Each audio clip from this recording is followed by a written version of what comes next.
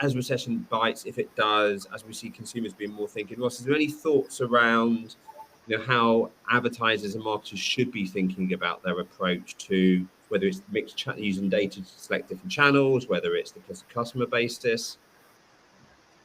Yeah, from working with brands, I think there's a lot more insight that they sometimes don't feel they can get from non-owned channels, for one.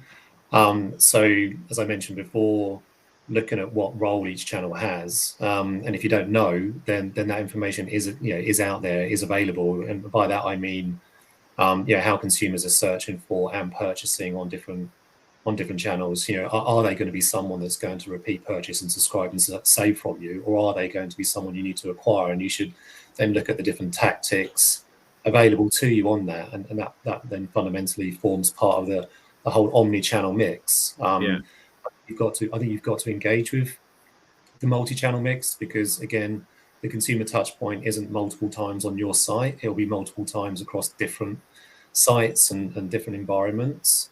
So making sure you kind of build that in is key.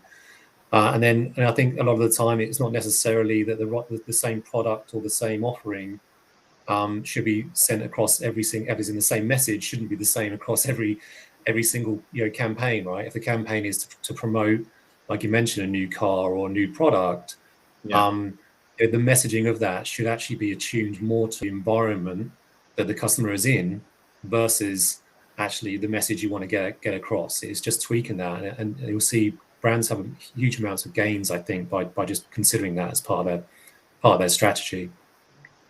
I know we talked about it, but and this is a really hard question, what's holding it up? Because it's not theoretically not hard to know the things that need to happen to make it better.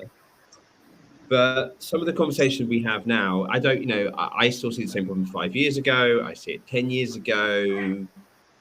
What is it? What's the barriers? I did see a study by there's Boston Consulting Group. They surveyed 200 or so more companies in sort of e-commerce in this space, and the second, talent was the number one concern, but the second one in terms of performing well in this area was speed and agility. And that boils down, I think, to organizational structure. It boils down to the access of using technology and automation where they can, and it's not either or. It's not people or tech. It really is the value of both of those together is incrementally better than one on their own. But there are absolute gains to automate a lot of the things that people have traditionally done, maybe manually, which means then they can have more access to data more quickly. They can make faster decisions. They can make decisions in flight. Speed and agility is key, I think, for companies really wanting to win and grow, particularly now.